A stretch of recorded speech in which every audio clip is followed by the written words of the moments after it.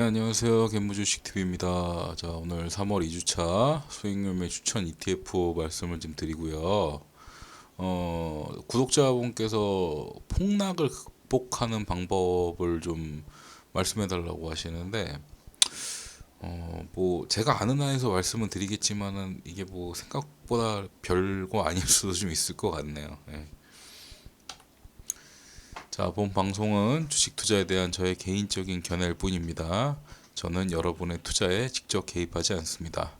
카카오톡이나 텔레그램을 통한 사행성 방송은 절대 하지 않습니다. 매수에 대한 책임은 투자자 본인에게 있음을 명시합니다. 요새 같은 때 한 번씩 보면 더 좋을 것 같아요. 저도 이렇게 요새 같이 또 저번 주 같이 이렇게 요번 주죠. 요번 주 같이 이렇게 폭락이 한 번씩 일어나고 그러면은 당연히 마인드가 흔들리죠. 그리고 그냥 주식 다 빼놨다가 다시 좀 올라갈 때 시작해볼까 또 그런 생각도 있고 그런데 그럴 때마다 저 이거 한 번씩 읽어보거든요. 그래서 여러분들이 혹시라도 좀 흔들리지 않을 만한 그 글귀들이 있으면 적어 놓으시고 한 번씩들 꼭 보세요. 사람은 망각의 동물이기 때문에 이런 걸 한 번씩 꼭 보셔갖고 여러분이 계속 리마인드를 하셔야 됩니다. 매번 말씀드리지만 이제 가장 안전하게 여러분이 투자하실 수 있는 건 인덱스 ETF고요.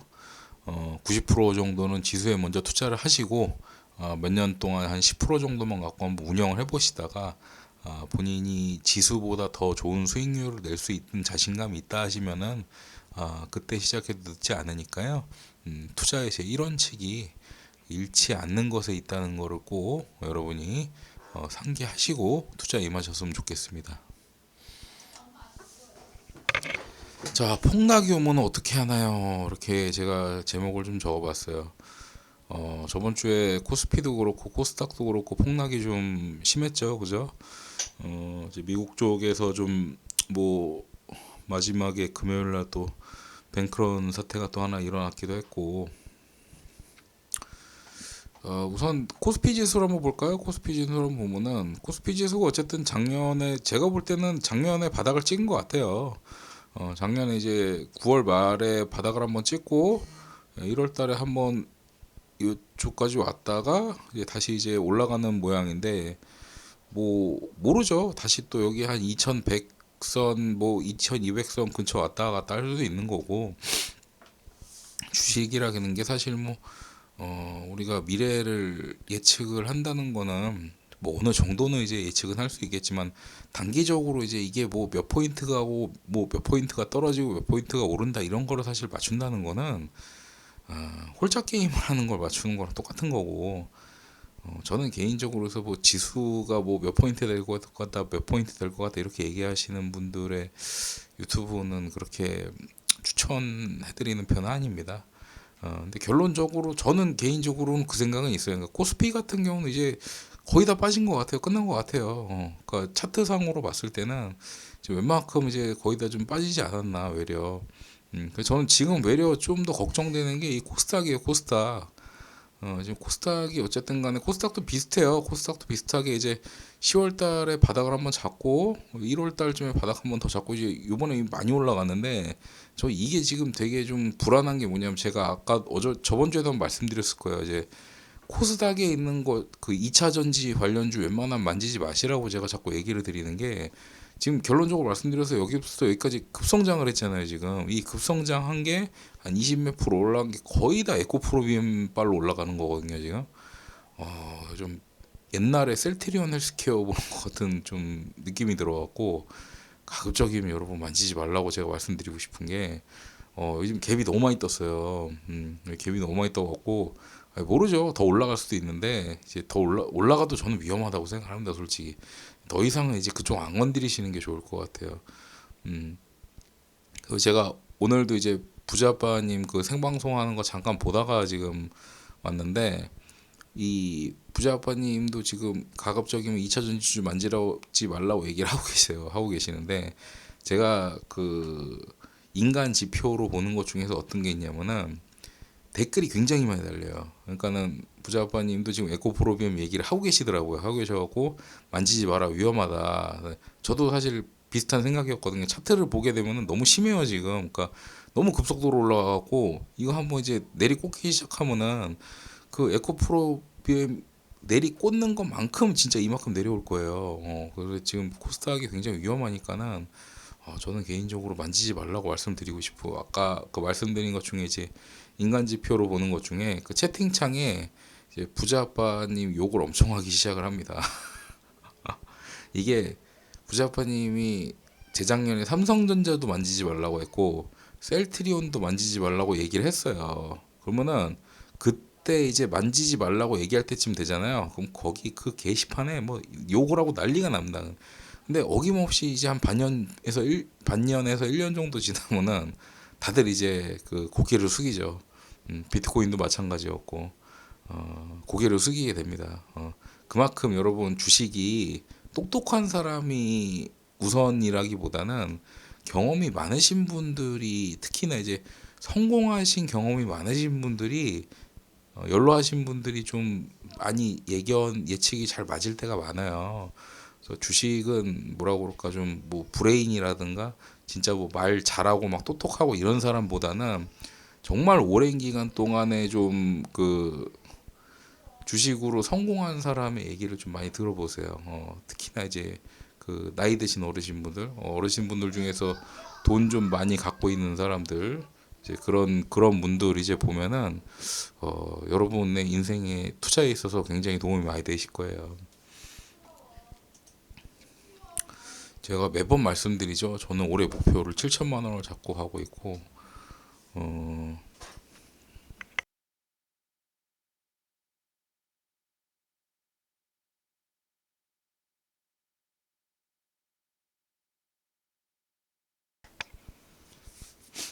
네, 죄송합니다.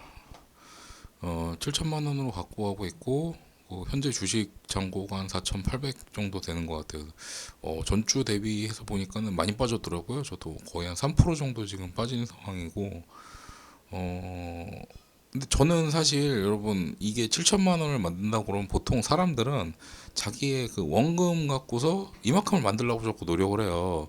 근데 저는 개인적으로는 좀 이제 투자하시는 분들한테 특히나 이제 직장 다니시는 분들한테 꼭 말씀드리고 싶은 게 그 본인이 세운 목표가 꼭 주식 투자만 갖고서 되는 거라고는 안 생각하셨으면 좋겠어요. 그러니까 저 같은 경우는 지금 이제 보시면 2023년에 남은 10개월 동안에 지금 뭐 여기서 이제 수익률이 끝난다고 하면은 2,160만 원 정도를 모아야 돼요.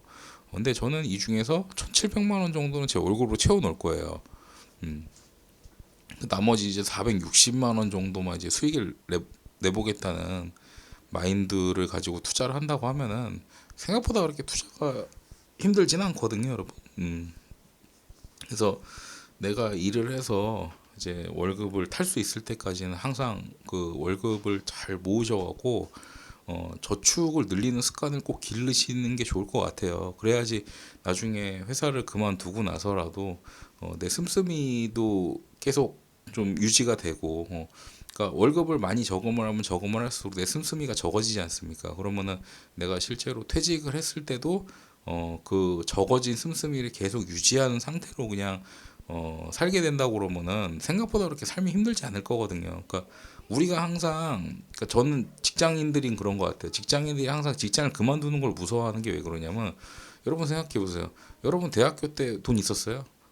한 달에 100만 원도 안 되는 용돈 갖고 쓰면서도 어렵게 산다고 생각 안 했었잖아요.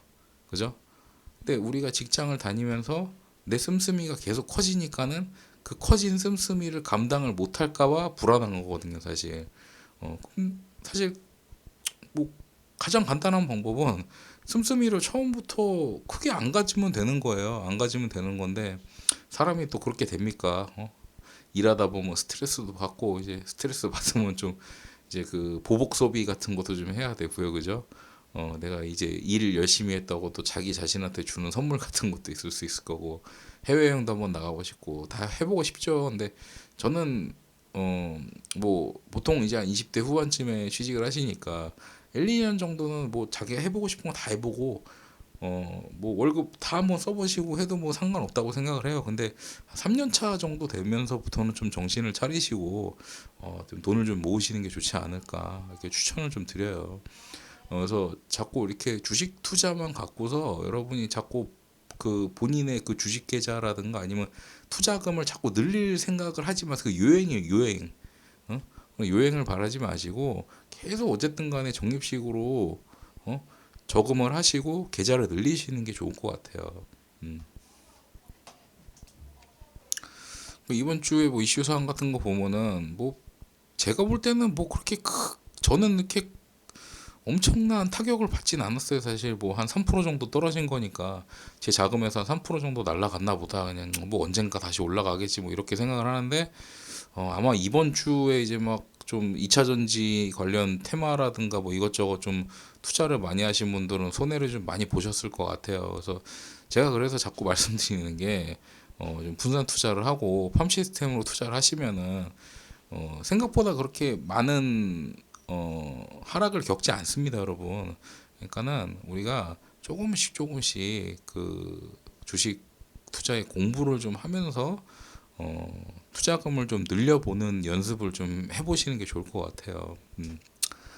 그래서 원 달러는 1,324원 20전으로 마감을 했죠. 그래서 뭐 다들 아시겠지만 뭐 환율이 계속 올라간다는 게 뭐 주식에 이렇게 좋은 일은 아니에요. 좋은 일은 아닌데 또 어떻게 반대로 생각해 보면 대미 무역을 한다고 생각해 보면 대미 무역에 있어서는 어쨌든 간에 우리가 환율이 어 그러니까 원화가 절하가 되는 게 수출에는 훨씬 더 영향적으로 좀 좋은 영향을 미치니까 이런 게 결국에는 나중에 이제 다음 분기 정도에 뭐 실적 발표가 나게 되면은 외려 플러스 요인으로 작용할 수도 있는 거예요. 그러니까는 너무 그 환율에 주식을 결부시키지는 말아 주시길 바래요. 생각보다 그렇게 뭐 완벽하게 저게 일치하지는 않습니다. 그리고 지금 미국에서 그 16위 정도 한다고 하는 그 실리콘밸리 은행이라는 곳이 이제 파산을 했다고 해요. 당연히 악재죠. 당연히 악재인데 저는 뭐 개인적으로 뭐 이게 리먼 사태급의 그런 역대급 뭐 재앙을 몰고 올 것 같지는 않습니다.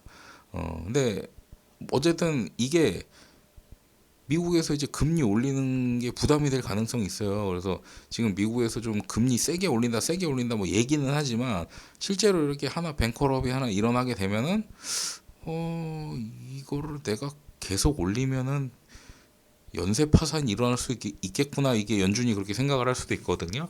그래서 금리 올리는 게 좀 부담이 될 가능성도 있기 때문에 그 미국에서 금리를 안 올리게 되면 또 어쨌든 간에 우리나라 주식은 또 호재로 작용을 하게 되는 거 아닙니까? 그죠? 그래서 그 최악의 막 이런 극단적인 뭔가 그 안 좋은 상황이 나온다고 해서 그거를 너무 그렇게 막 그 심도 깊게 받아들이지 마세요.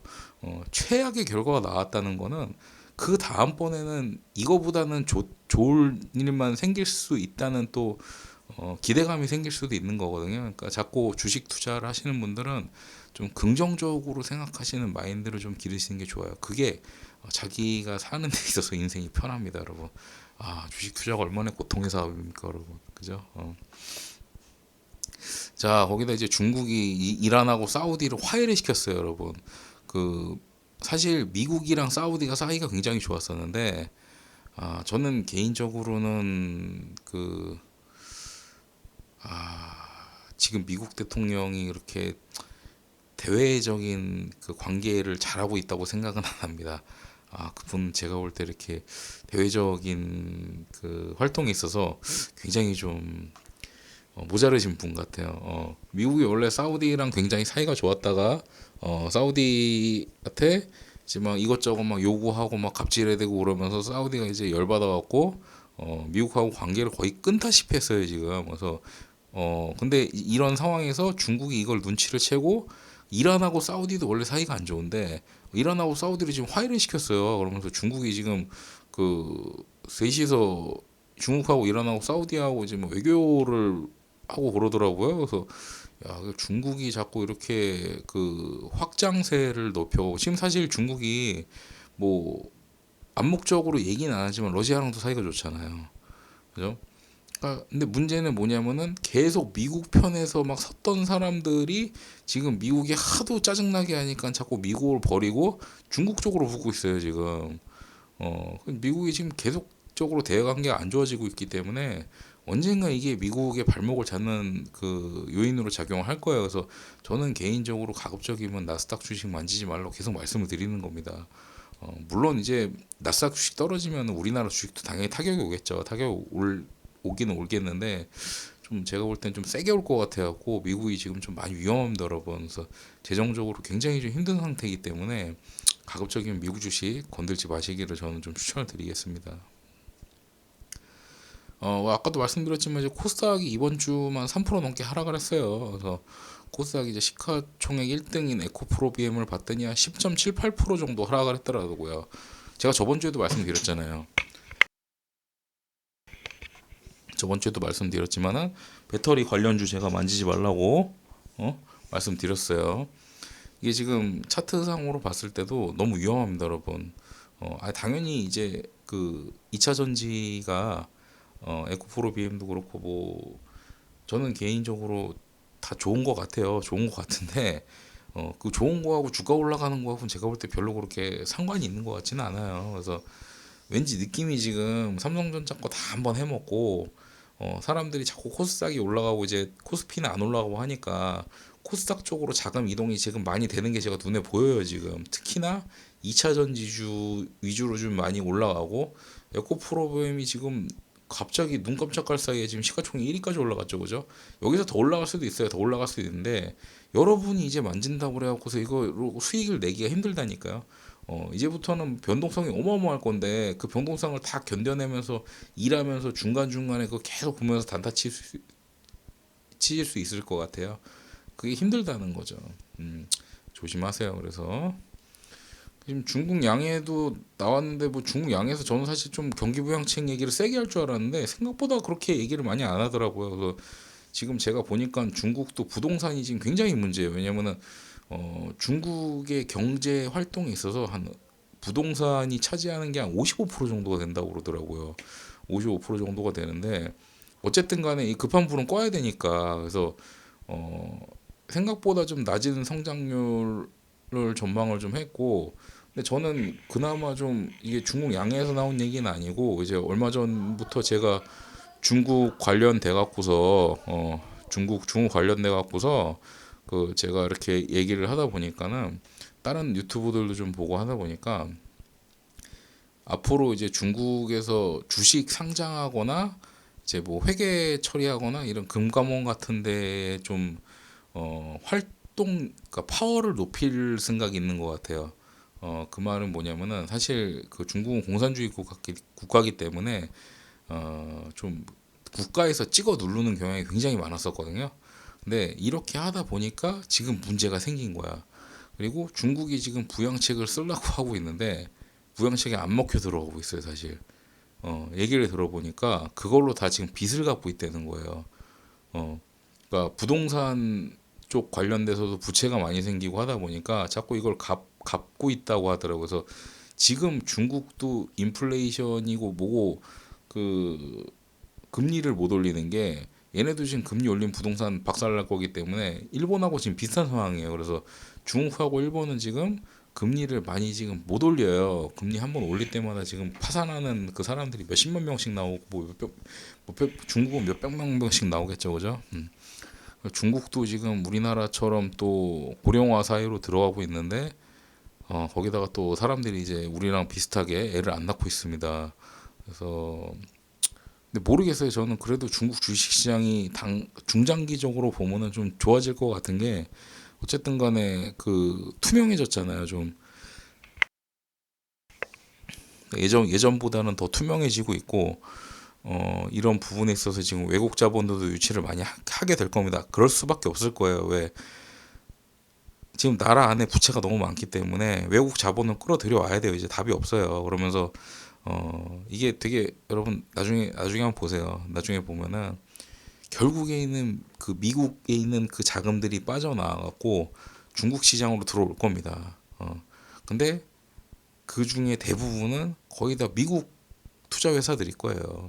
어, 여러분 돈 앞에서는 그 정치적인 부분도 크게 이렇게 작용을 못합니다. 나중에 보세요. 결국에는 그 중국의 주가를 끝까지 끌어올리는 것들은 다 미국 세력들일 거예요. 그래서 저는 개인적으로 중국 시장은 앞으로도 좀 굉장히 좋게 보고 있고 중국 쪽 주식은 좀 많이 투자를 해라라고 권유를 좀 드리고 싶어요. 제가 이제 매번 이제 얘기 드리는 주식 관련된 부분에 있어서 그 제가 샀던 거 이제 한 번씩 싹 보여드리죠. 주마다 한 번씩.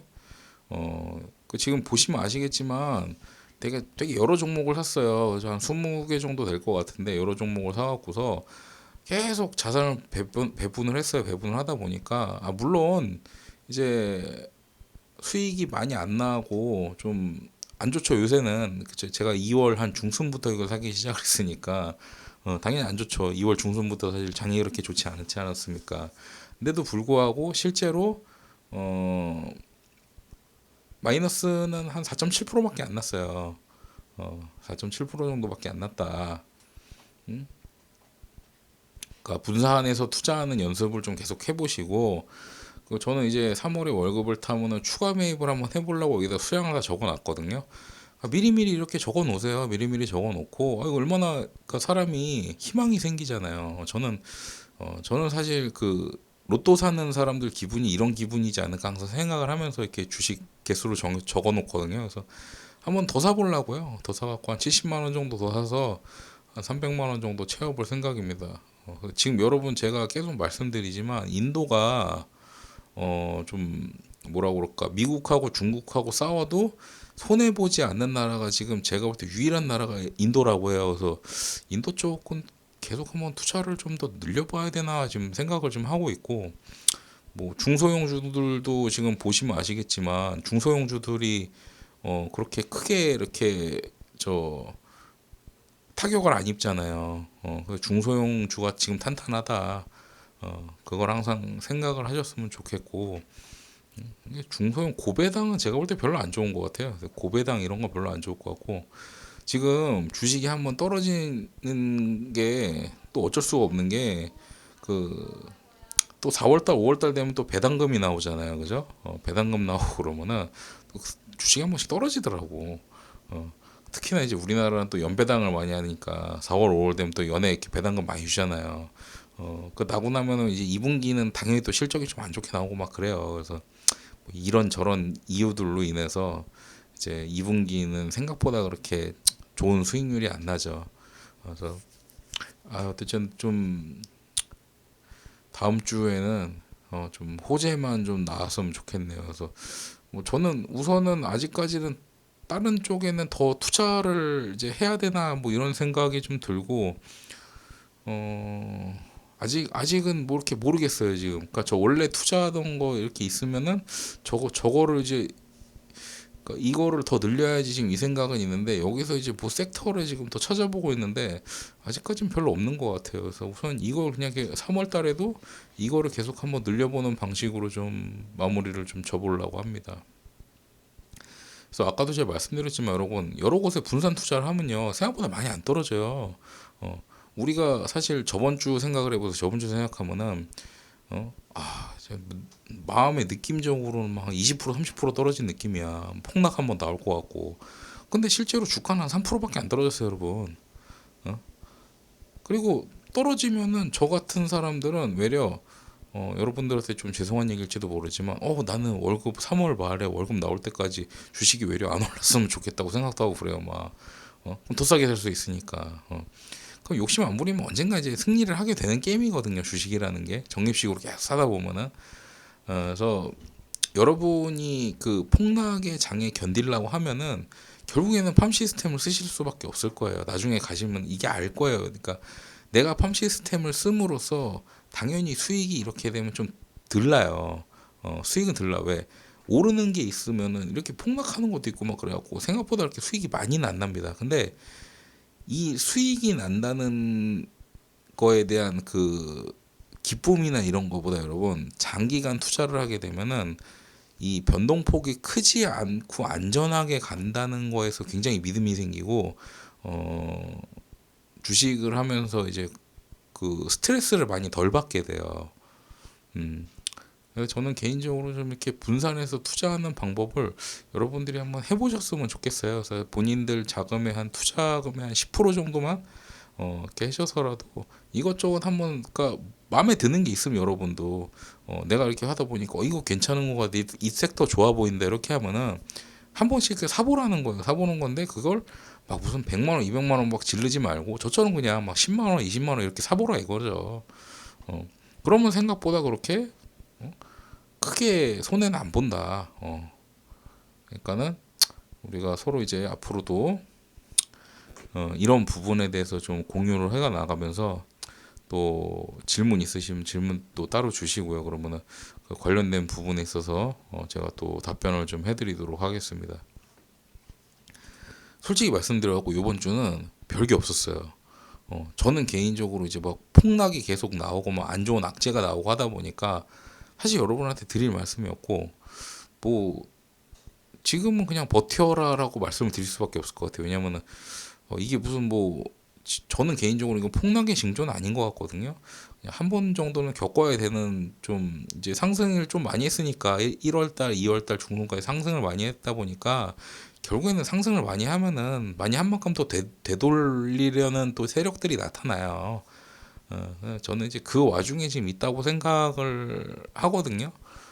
그 와중에 있다고 생각을 하기 때문에 너무 여러분들 좀 쫄지 마시고, 음, 지금은 그렇게 투자에 있어서 이렇게 막 위축이 되고 긴장을 해야 되고 그럴 시기는 아닙니다. 솔직히 말해서 지금은 공격적으로 계속 투자 자금 늘리셔야 될 때예요. 근데 이제 걱정되는 건 그런 거죠. 여러분이 대출을 받아서 하면은 못 늘려요, 이거를 무서워서. 근데 저처럼 그냥 계속 그냥 월급 타면서 그냥 조금씩 조금씩 넣어봐야지 이런 사람들은 사실 지금 장이 하나도 안 무섭거든요, 저는. 당연히 저도 사람이니까 떨어지면 기분은 나쁘죠. 기분은 나쁘지만 저는 지금은 솔직히 무섭진 않아요. 아니 뭐 떨어지면 어때요 또. 뭐 떨어지면 언젠가 또 오르겠지 뭐. 그래서 내가 또 다른데 또 묶어놓은 자산들이 좀 있기 때문에 저는 외려 한 2,000m로 떨어진다고 그러면은 기회라고 생각하고 돈 더 가져올 생각이에요, 솔직히. 어. 그러니까는 너무 이 주식에 인생을 몰빵하지 마시고 주식 투자금만 갖고서 자꾸 이거를 막 그 몇 배로 불려야지 이런 생각도 하지 마시고 일정하게 적립식으로 계속 꼬박꼬박 넣으면서 여러분이 좀 주식 투자를 뭐라 그럴까, 좀 안정적으로 하셨으면 좋겠어요. 스테이블하게 안정적으로 하시는 게 어떤 그 폭락에 있어서의 마인드를 컨트롤하는 가장 좋은 방법이지 않을까, 저는 그렇게 생각을 합니다. 자, 오늘은 여기까지 마치겠고요. 다음 주엔 좀 좋은 일만 있었으면 좋겠네요. 그래서 이번 주는 3월 2주차는 뭐 생각보다 그렇게 좋은 일은 없어서 갖고 여기서 이만 마치도록 하겠습니다. 시청해주셔서 감사합니다.